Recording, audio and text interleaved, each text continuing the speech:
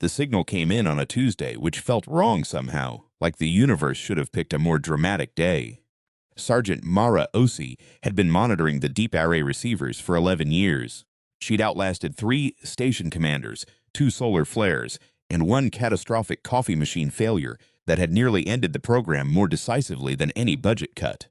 She knew the difference between interference and data the way a doctor knows the difference between a cough and a confession. So when the waveform bled across her screen at 0340 local time, structured, repeating, impossible, she didn't shout. She pulled her headphones off slowly, set them on the console, and sat very still for 30 seconds. Then she keyed the intercom. "Dr. Vasquez, I think you need to see this." The signal was coming from the direction of 61 Cygni, 11 light-years away. And it wasn't noise. It was a prime number sequence stitched into a carrier wave with a precision that no natural phenomenon could produce. 2, 3, 5, 7, 11, 13, 17, 19. On and on in patient, metronomic repetition, as if whatever had sent it understood that mathematics was the only language guaranteed to survive the crossing. "Doctor." Elena Vasquez stood at Mara's shoulder for 4 minutes without speaking. She had the kind of face that didn't give much away. 47 years of learning to present data without editorializing. But Mara could see her jaw working slightly, the way it did when she was running numbers in her head. "It's not a pulsar," Elena said finally. "No, not a magnetar, not a quasar artifact. No. Then what we're looking at is someone saying hello." Mara had been afraid to say at first. Now it was said, and the air in the monitoring room felt different, heavier and lighter at the same time. Elena straightened. She put her hand on Mara's shoulder for just a moment. A gesture so brief and uncharacteristic that it meant more than a speech would have. And then she turned to the door. "Wake everyone up." The confirmation took 6 days.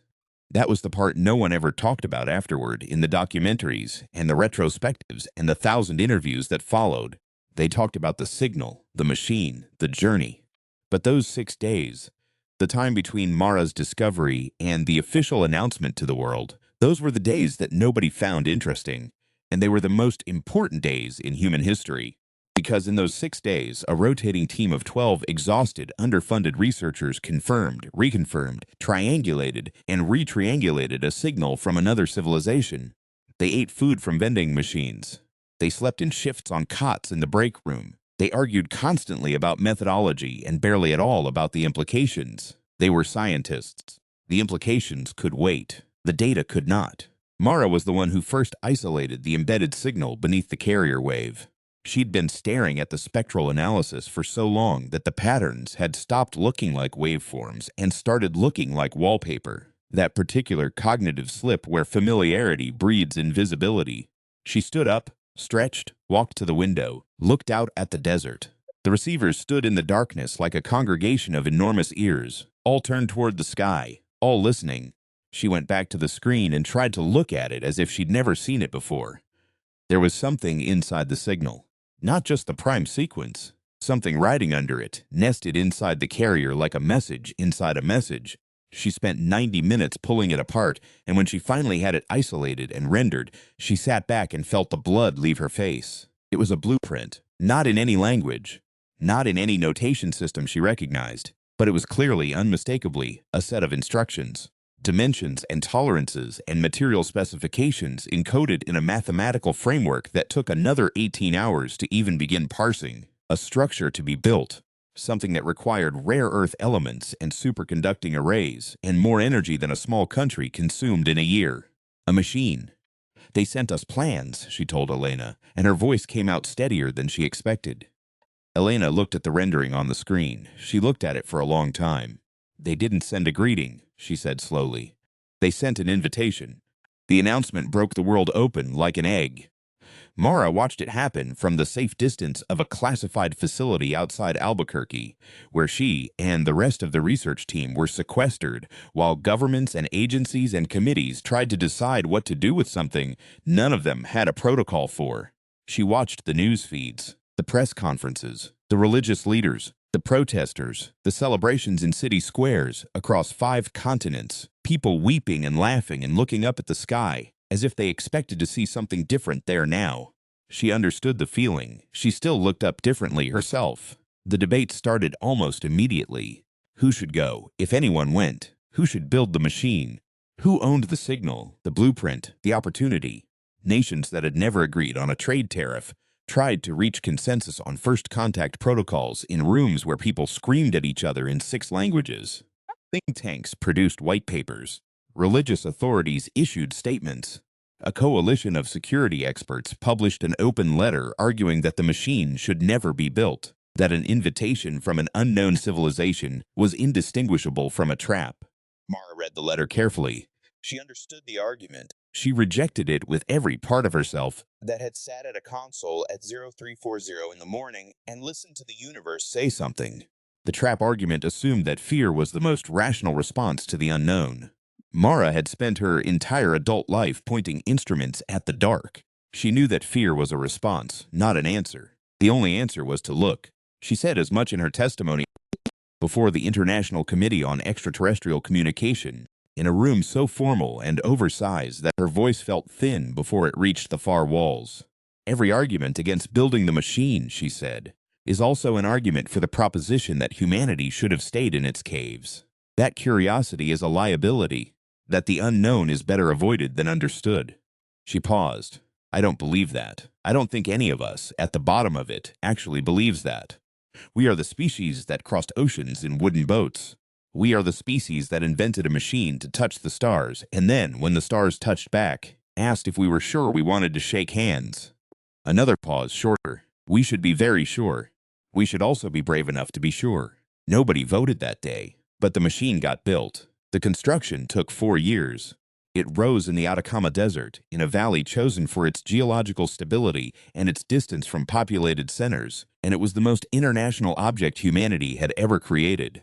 Engineers from 41 nations, materials sourced from 6 continents, a budget that still sparked diplomatic incidents when anyone looked at it too closely. The lead structural team was Chilean, Japanese, Nigerian. The theoretical framework for the energy systems came from a collective in Bangalore.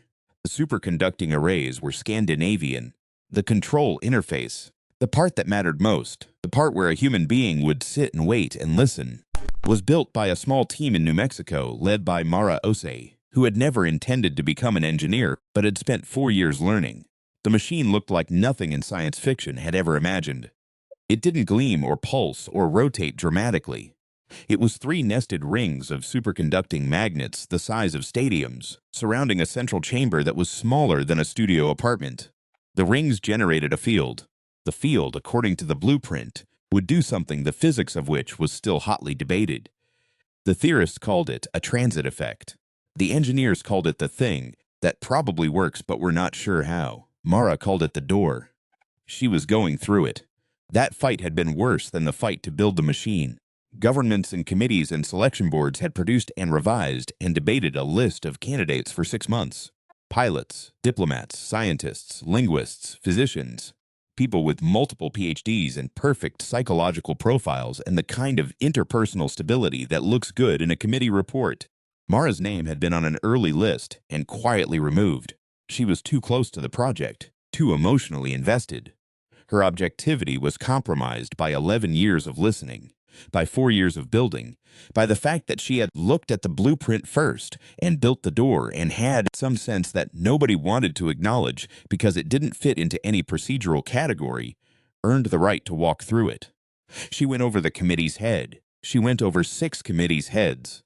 She eventually sat in a room with a secretary general who had the eyes of someone who had spent decades managing things that were too big for any one person to hold. And she said simply, I'm not the most qualified person on the list. I know that. But I'm the one who heard it first. I'm the one who built the door. And I think, she hesitated, which she almost never did, I think that has to count for something. Not because I deserve it. Because it's the right thing to send. Someone who listened for 11 years and then spent 4 years building the means to answer. That's the message. That's what we're saying about ourselves. Not our credentials. Our commitment. The Secretary General was quiet for a moment. You understand, she said carefully, that we have no way to know what will happen on the other side of that field.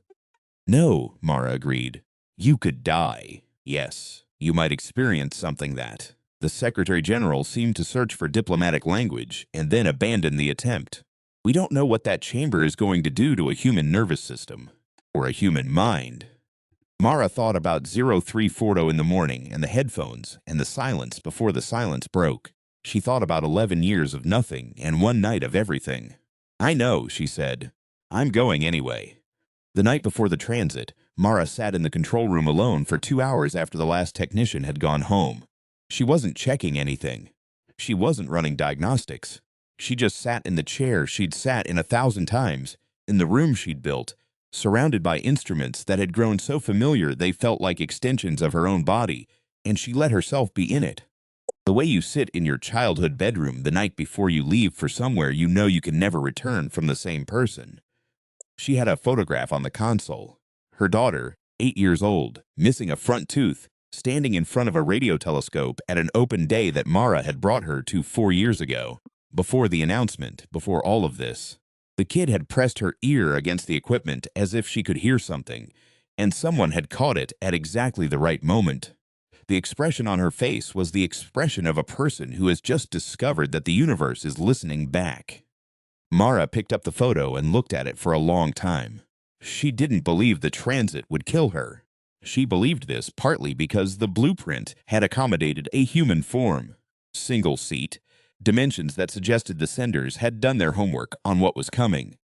And partly because she thought that a civilization advanced enough to communicate across 11 light years was probably not interested in building an elaborate mechanism to destroy one biologist turned engineer. But mostly she believed it because she had chosen to believe it. And she understood, in a way she hadn't when she was younger, that some beliefs were acts of will rather than conclusions from evidence. She had chosen to listen. She had chosen to build. She would choose to believe she was coming back. She set the photograph down gently, facing outward. At 0600 the next morning, she climbed into the central chamber and let them seal the door. The transit was not what she expected. She had prepared herself for several possibilities: darkness, light, disorientation, pain, nothing. What she had not prepared for was the sensation of being read. Not scanned, not measured. Read. The way you read a letter. With attention, with something that felt, absurdly, like care. The field engaged, and the chamber became something that had no word in any language she knew. And in the center of it, Mara Osi had the overwhelming and inexplicable sense that something very, very old was paying close attention to her. Not to her vital signs. To her. Then it was over. She was somewhere else. Not a planet surface. The intelligence in the blueprint had apparently understood the difficulties of atmospheric entry well enough to spare her that indignity. She was in a space that felt assembled rather than natural, a chamber of some impossible material that shifted color at the edges of her vision in wavelengths she couldn't name. The gravity was close to Earth's. The atmosphere was breathable. The temperature was precisely comfortable, the way a room is comfortable when someone has deliberately made it so. She was not alone. What stood at the far end of the chamber defied the categories her nervous system had available for processing it. Not monstrous, that word implied threat, and this was not threatening, not in any way she could identify, but profoundly, completely, absolutely other. A form that had evolved along entirely different pressures from an entirely different sun, shaped by billions of years of entirely different choices, and it was standing there looking at her with something that she would later describe, inadequately, as recognition. She thought about what to do with her hands for a ridiculous moment. Then she stood straight and she met its gaze, if gaze was the right word for what it was doing. And she did the thing that felt most like herself, which was to say out loud in English, in the voice she used when she was presenting data to a room full of skeptics. "My name is Mara Ose. I'm from a planet called Earth. In the solar system, you'll know by the designation Sol. 11 years ago, someone on my world pointed an antenna at your sky and listened. I'm here because we listened, and because we heard, and because we built the machine you described." She paused. "We would like to know you." Nothing moved for a long moment. Then something happened that Mara had no framework for at all, and she felt it not as sound or light or any conventional sensory input, but as something that arrived directly in the part of her that understood meaning, a complex, patient, multi-layered thing that she could only translate later as approximately, "We know. We have been watching you listen for a very long time. We sent the signal to 47 civilizations. You were the third to respond. The first two were afraid. You were afraid also, yes," Mara said honestly. "But you came anyway, yes. The chamber did something with its color and its quality of light that she would spend the rest of her life trying to describe and ultimately settle on calling a smile, because that was the closest human concept she had for a gesture that communicated warmth without requiring a face. That is the answer we were looking for. She was in the chamber for what felt like 3 days and was, by any measurement she could later verify, approximately 11 minutes. In those 11 minutes, 3 days, she received more information than she could consciously hold. It came in something that wasn't language and wasn't vision and wasn't any of the standard channels, but that her brain processed anyway, the way a dream processes things that would be incoherent if you tried to write them down but make complete sense while you're inside them. She learned that the civilization at 61 Cygni had been transmitting for 400 years, that they had been where humanity currently was, roughly, some 50,000 years ago, that the signal had been sent not as a test and not as an invitation to colonization and not as a warning, but as something she struggled to translate and finally landed on as a comparison note. Here is what we know. Here is what we built. Here is what we discovered on the other side of fear. We would like to know what you have found. She learned that the universe was significantly more populated than anyone on Earth had yet understood. And that populated did not mean uniformly friendly, but that the civilizations which had survived long enough to be worth talking to had, without exception, arrived at versions of the same conclusion. That the fundamental disposition of intelligence toward the unknown determined almost everything else about its future. She learned that humans were not the oldest, or the fastest, or the most technologically sophisticated species that had answered. They were considered, among the network of civilizations that existed in this corner of the galaxy, to be something of a remarkable case study. A species that had, on multiple occasions across its history, stood at the edge of self-destruction and pulled back, not through wisdom, through something that translated approximately as stubbornness of the life-oriented kind, through the persistent, irrational, glorious refusal to stop. She learned that there was a word in the oldest language of the 61 Cygni civilization for this quality. She couldn't reproduce the phonemes, but she understood the meaning, and she carried it back with her like a stone in her pocket. The return transit was gentler than the outward one. She came back to the chamber in the Atacama Desert at 0956 local time, 9 minutes after the transit had engaged. And the first thing she heard when the seal opened was someone making a sound that wasn't quite a sob and wasn't quite a cheer, but was somewhere in the register between them. She sat up slowly. Her hands were shaking, which surprised her because she didn't feel afraid. She felt the way you feel when you've been somewhere very large and have come back to somewhere very small. And the smallness is welcome rather than disappointing. Her lead technician, a small, serious man named Dr. Aldous Park, was the first one through the door. "You're alive," he said. "Yes." Her voice came out steady. She was glad for that. "Are you?" He scanned her in the particular way of a person who is trying to be clinical and failing. "What happened? What did you?" "I'll tell you everything." She accepted his hand to help her out of the seat and stood up carefully, testing her legs. They worked. "I'll tell everyone everything. But first." She looked around the chamber, at the instruments she'd built, at the door she'd come back through, at Dr. Park's face, and the face of the technician behind him, and the faces pressed against the glass of the observation deck. All that human anxiety and human hope and human relief, written in the particular legible way that faces are legible when the thing they've been braced for has resolved into something survivable. "Is there any coffee?" Park blinked, laughed, a short startled sound. "Mara, I've been gone 11 minutes and subjectively about 3 days, Aldous. There is a great deal I need to tell this world, and I'd like to do it caffeinated." The debriefs lasted 4 months. She told her story to scientists, to diplomats, to intelligence agencies, to a joint session of the International Committee that filled an auditorium in Geneva with the representatives of 193 nations. She answered the same questions hundreds of times, with the same patient precision she had once applied to spectral analysis. She told them what she had seen and experienced and understood, and she was careful to distinguish at every point between what she had received directly and what she had inferred, between what was translation and what was certainty. Some people believed her immediately and completely. Some people found reasons not to. Some people believed the facts and disputed the interpretation. Some people believed the interpretation and disputed the facts. This was humanity, which was what it was, which was what it had always been. which was she had come to understand, at least partly, the point. The most significant moment of the 4 months was not in Geneva. It was in a smaller room, a private session, with a panel of scientists tasked with evaluating the data she'd brought back. The information she'd received in those 11 minutes, encoded in patterns that her brain had apparently retained in far greater detail than her conscious memory could access, recoverable through a process that felt uncomfortably like being unlocked. She sat at the table, 12 people across from her, 12 people who had dedicated their lives to the known, being asked to evaluate the unknown. "The problem," said the chair of the panel, a physicist named Dr. Reina Chandra, whose reputation was built on rigorous skepticism, "is verification. Everything you've described, the experience, the communication, is fundamentally unverifiable. You have no recording, no external validation. You have your account, which is subjective, and the data your brain retained, which we can't authenticate." "I know," Mara said.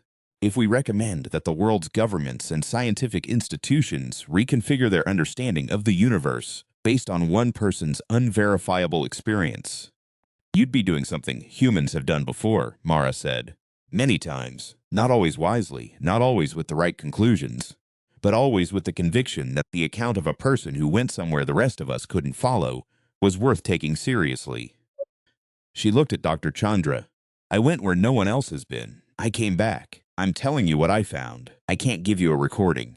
I can only tell you that I was there, that what I experienced was real, and that I am asking you to decide whether my 11 years of demonstrated competence and 4 years of building the machine that actually worked, that you can verify, that you can test, that produced a result that exceeded every model we had, gives my account enough credibility to act on."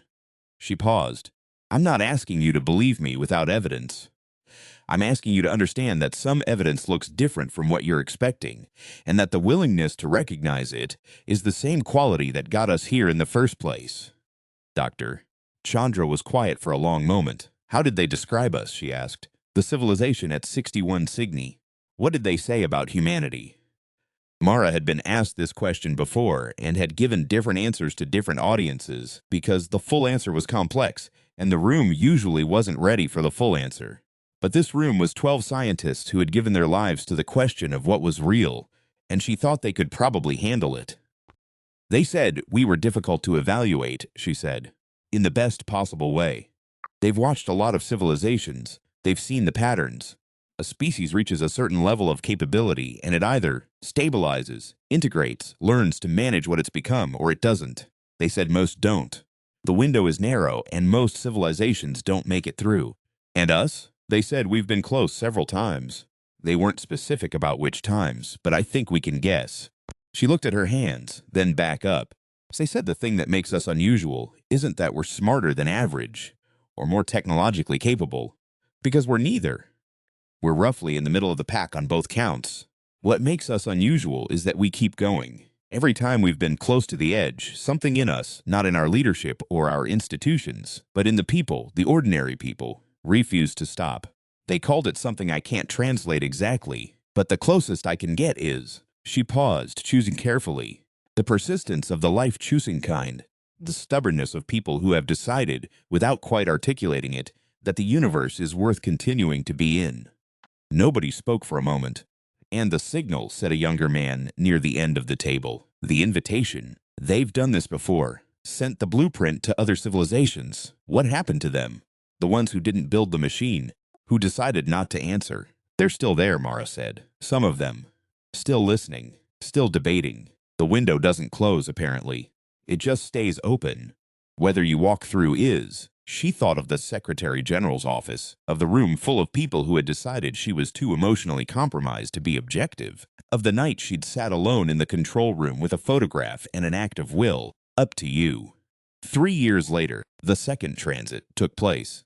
A team this time, 6 people, because the data Mara had brought back allowed them to refine the machine's parameters enough to safely accommodate multiple passengers. Dr. Park was one of them, which delighted her.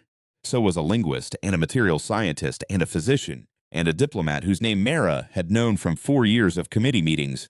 A man who had opposed her selection and later quietly changed his mind and never quite said why. Mara stood at the control console and watched the field engage. She thought about what had been said to her in the chamber, the things she'd spent 3 years trying to translate and had finally given up translating and simply carried. "We have been watching you listen for a very long time." She thought about an 8-year-old girl with a missing tooth pressing her ear against a radio telescope. She thought about the 46 other civilizations that had received the signal, the first 2 who had answered, the ones who hadn't yet. She thought about 11 years of nothing and 1 night of everything and 4 years of building the door. And she thought that if there was anything to be said about her species, anything that distilled the long argument of human history into something that could survive an 11-light-year crossing, it was this.